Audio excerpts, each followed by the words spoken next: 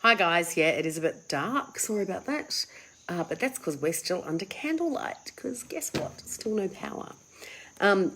What's interesting in this no power fiasco that's happening in my suburb, and please, I'm not having a big whinge and moan and gripe about it, because some people are way worse off in these kind of circumstances, and there's bigger stuff going on in the world for other people. So what if I don't have power?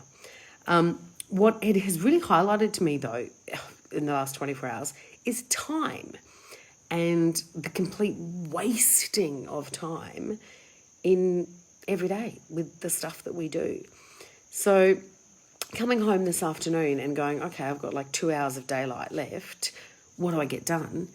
You know what? You get a lot more done than you normally get done when you get home. And it's just about the respect that you have for the time you have, rather than time melting disproportionately into the crevices of your life, and you finding you get to the end of the day and you haven't ticked off the 10 things you wanted to get done.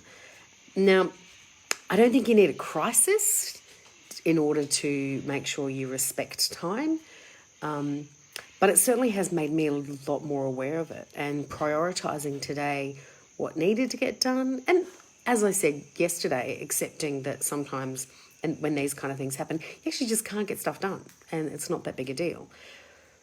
But when you can knuckle down and get stuff done, those 15 things I had listed as important, that were social media related, or some bookkeeping stuff, and some tidying up this, or doing something with my Dropbox files, those kind of things are completely irrelevant. Getting the nuts and bolts stuff done was way more important, so prioritising that during daylight hours and while I still had charge on things.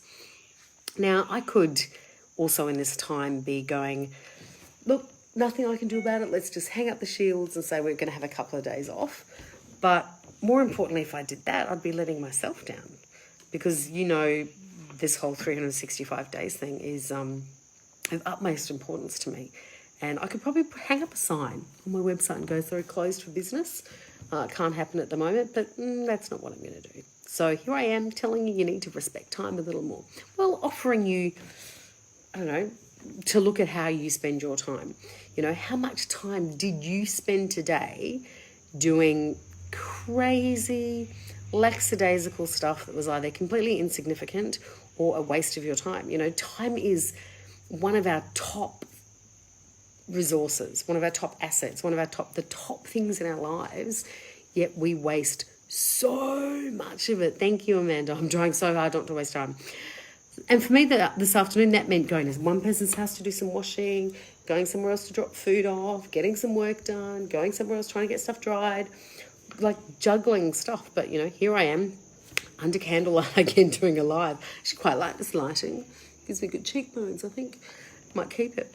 So have a great night, everybody. And if you go onto my website, I think it's in the download section, but I'll check and maybe put it in the comments. I have a love it or loathe it exercise. And it's like a time matrix of what you're doing and how you're spending your time, and looking at it at the end of the week and going, oh, okay, well, I spent an awful lot of time doing that because I loved it. Spent half the amount of time doing that and I loathed it. But that was of vital importance to my business, and that was actually absolute bull dust, me wasting time. So it's really important to look at your life, your personal life as well as your business life, with that lens on. Where are you wasting this precious, precious resource called time? Have a great night, everybody, and I'll see you tomorrow. And